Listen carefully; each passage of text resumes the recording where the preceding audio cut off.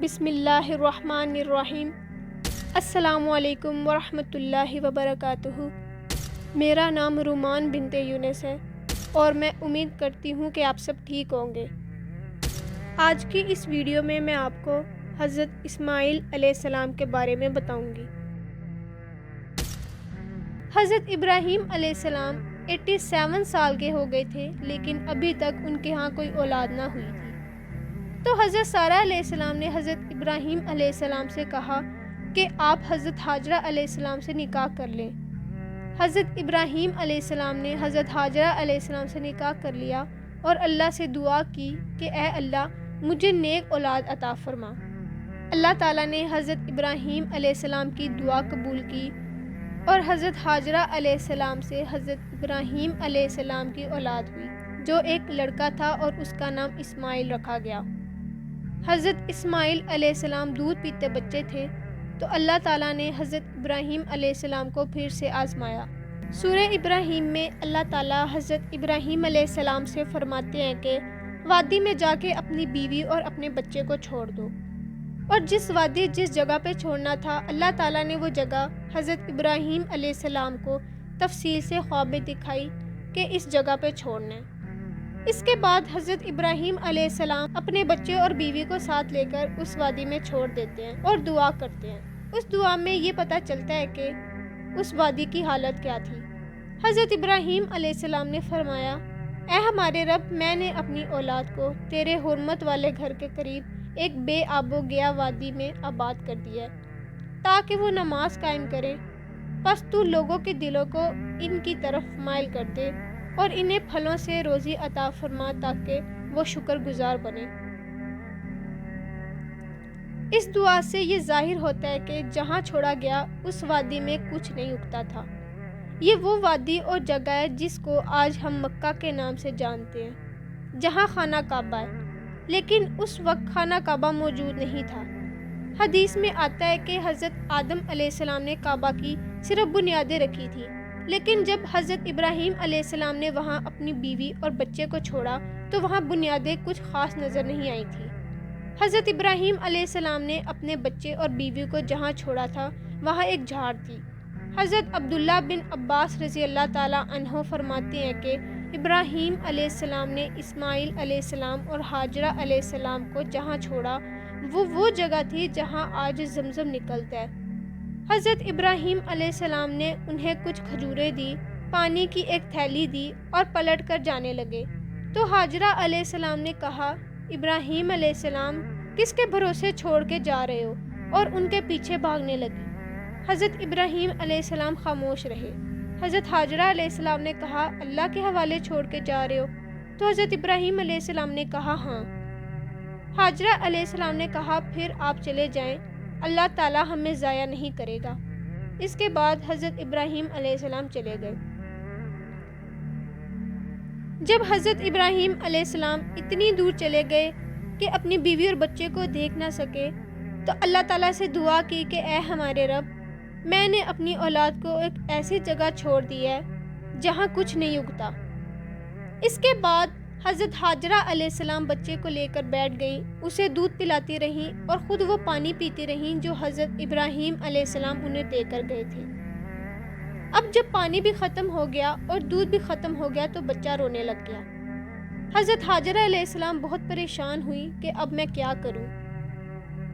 بچے کو جھاڑی کے نیچے چھوڑا تاکہ کوئی پرندہ یا جانور نقصان نہ پہنچائے، اور خود سامنے کے ایک چھوٹے ٹیلے کی طرف جاتی ہیں۔ بچے کو ساتھ اس لیے نہ لیا گیا کہ جسم میں اتنی طاقت نہیں بچی تھی۔ اس ٹیلے پر چڑھ کر ہر طرف دیکھتی ہیں کہ شاید کچھ مل جائے، کوئی جانور، پرندہ، پانی، انسان جیسی کوئی چیز مل جائے۔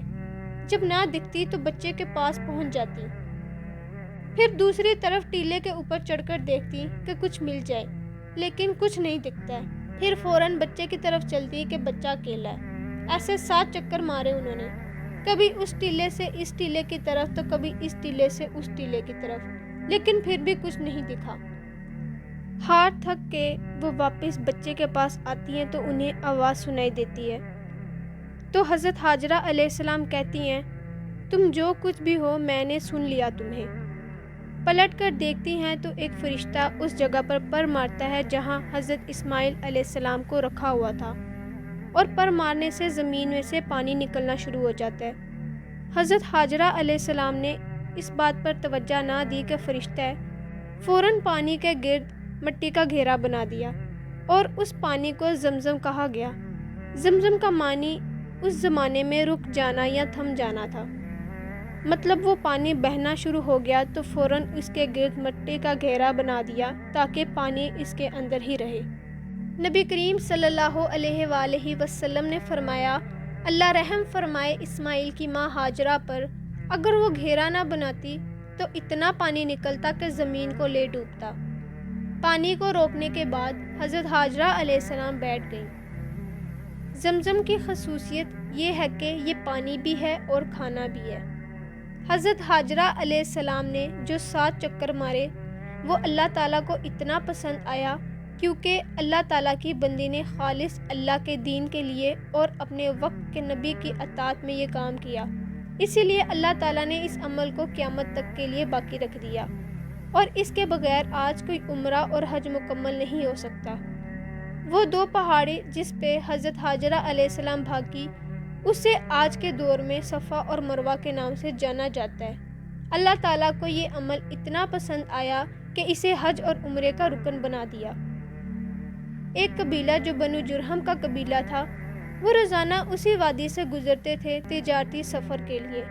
ایک دفعہ وہ اس وادی سے گزر رہے تھے جہاں آج خانہ کعبہ ہے۔ انہوں نے دیکھا کہ وہاں ایک پرندہ اڑ رہا تھا۔ کیونکہ پانی تھا تو پرندے آ گئے پانی کے لیے، تو وہ پرندے کو دیکھ کر حیران ہونے لگے کہ یہ یہاں پہ کیا کر رہا ہے، پرندے تو وہاں ہوتے ہیں جہاں پانی ہوتا ہے۔ تو انہوں نے قبیلے کے ایک انسان کو بولا کہ جاؤ دیکھ کر آؤ۔ وہ وہاں جاتا ہے تو دیکھتا ہے کہ ایک عورت اپنے بچے کے ساتھ بیٹھی ہے۔ وہ آدمی حضرت حاجرہ علیہ السلام سے پانی لینے کی اجازت مانگتا ہے۔ حضرت حاجرہ علیہ السلام اس کو پانی لینے کی اجازت دے دیتی ہیں۔ اس کے بعد قافلے کے لوگ سوچتے ہیں کہ یہ تو بہت اچھی جگہ ہے کیونکہ یہاں پانی کی سہولت موجود ہے، کیوں نہ ہم یہاں بسنے لگ جائیں۔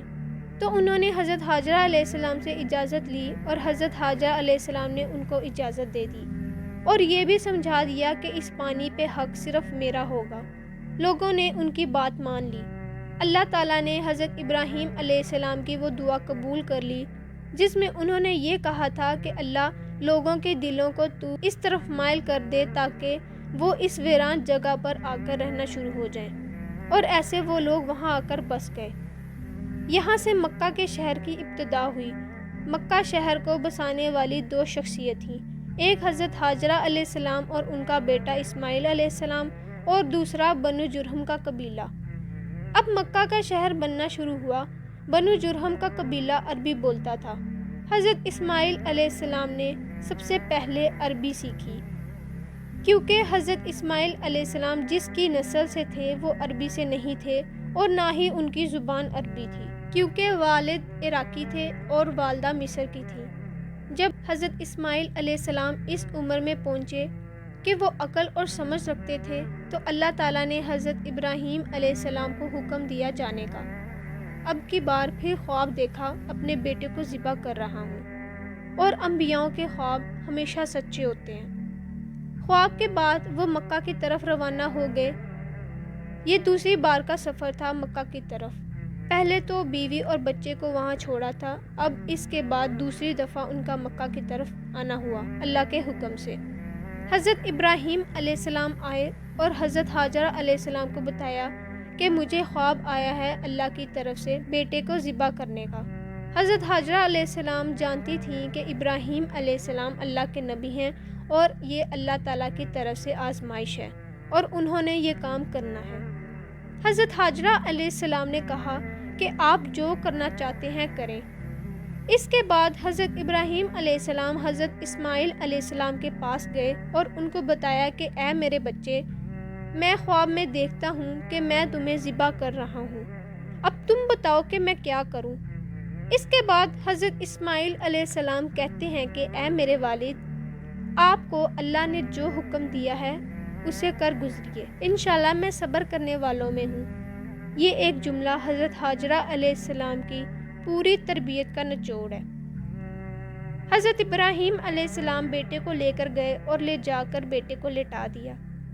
اب چھری پھیرنے لگے تھے۔ اس کے بعد ایک آواز آئی کہ اے ابراہیم، تم نے اپنا خواب سچ کر دکھایا، ہم اپنے اچھے بندوں کو ایسا ہی بدلہ دیتے ہیں۔ اللہ تعالیٰ کو انسانی قربانی نہیں چاہیے تھی، یہ ٹیسٹ تھا ابراہیم علیہ السلام کا کہ وہ کیا کرتے ہیں۔ جب حضرت ابراہیم علیہ السلام نے چھری چلائی تو فرشتوں نے بچہ ہٹا لیا تھا اور اس کی جگہ ایک مینڈا رکھ دیا تھا۔ پھر اللہ تعالیٰ نے فرمایا کہ میں تمہارا ٹیسٹ لے رہا تھا اور تم امتحان میں کامیاب ہو گئے ہو، تم نے اپنا خواب پورا کر دکھایا۔ اللہ تعالیٰ نے اس عمل کو آنے والی نسلوں کے لیے باقی رکھ دیا جو ہم قربانی کے نام سے بقرہ عید میں کرتے ہیں۔ حضرت ابراہیم علیہ السلام، ان کی بیوی اور ان کے بیٹے نے بہت بڑی قربانیاں دیں۔ اللہ تعالیٰ اپنے نیک بندوں کی قربانیوں کو ضائع نہیں کرتا اور دین اسلام قربانیاں چاہتا ہے۔ اس کے بعد اللہ تعالیٰ نے فرمایا، ابراہیم علیہ السلام پر سلامتی ہو، ایسا ہی بدلہ دیتے ہیں اپنے نیک بندوں کو، یقیناً ابراہیم ہمارے ایمان والے بندوں میں تھا۔ اور اے ابراہیم، ایک اور بشارت لو ایک اور لڑکے کی جو نبی بھی ہوگا اور علم والا بھی ہوگا۔ اب اللہ تعالیٰ نے ان ایڈوانس حضرت ابراہیم علیہ السلام کو ایک اور خوشخبری سنا دی، ایک اور بیٹے کی جو ایک نیک نبی بھی ہوگا اور علم والا بھی ہوگا، جس کا نام اسحاق ہوگا۔ اور اللہ تعالیٰ نے برکت دی ان کے بیٹے اسحاق علیہ السلام کو۔ اب قربانی کے عمل کے بعد حضرت ابراہیم علیہ السلام واپس چلے گئے۔ اسماعیل علیہ السلام بڑے ہو گئے، انہوں نے نکاح کر لیا اور حضرت ہاجرہ علیہ السلام کا اس دوران انتقال ہو گیا۔ اس کے بعد حضرت ابراہیم علیہ السلام دوبارہ آئے تیسری بار۔ حضرت اسماعیل علیہ السلام کے گھر گئے تو وہاں ان کی بیوی تھی، تو پوچھا ان سے کہ اسماعیل کہاں ہے؟ ان کی بیوی نے کہا وہ تو جنگل گئے ہوئے ہیں شکار کے لیے۔ تو حضرت ابراہیم علیہ السلام نے ان کی بیوی سے پوچھا کہ کیسے حالات ہیں، صحیح سے گزارا ہو جاتا ہے؟ تو حضرت اسماعیل کی بیوی شکایتیں کرنے لگی کہ کبھی ملتا ہے کبھی نہیں ملتا، ناشکری کرنے لگی۔ تو حضرت ابراہیم علیہ السلام نے کہا کہ ٹھیک ہے، اسماعیل آئے تو یہ کہنا کہ اپنی چوکھٹ کو بدل لے۔ لیکن حضرت ابراہیم علیہ السلام نے حضرت اسماعیل علیہ السلام کی بیوی کو یہ نہیں بتایا تھا کہ وہ خود کون ہے، اور چلے گئے۔ اس کے بعد اسماعیل علیہ السلام آئے تو ان کی بیوی نے کہا کہ آج ایک بزرگ شخص آئے تھے، ایسے ایسے دکھتے تھے۔ تو حضرت اسماعیل علیہ السلام سمجھ گئے کہ یہ میرے والد تھے، تو کہنے لگے کہ کوئی پیغام پہنچا کر گئے ہیں؟ تو بیوی نے کہا کہ ہاں، پیغام تو دیا ہے۔ حضرت اسماعیل نے پوچھا تو کہنے لگی کہ اسماعیل کو کہنا کہ اپنی چوکھٹ کو بدل لے۔ اسماعیل علیہ السلام نے کہا کہ وہ میرے والد تھے اور انہوں نے طلاق دینے کا بولا ہے، اور اس کے بعد حضرت اسماعیل علیہ السلام نے اسے طلاق دے دی، کیونکہ ایک نبی کے نکاح میں ناشکری عورت نہیں رہ سکتی۔ اب حضرت ابراہیم علیہ السلام پھر آئے چوتھی بار۔ اسماعیل علیہ السلام پھر شکار پر گئے ہوئے تھے۔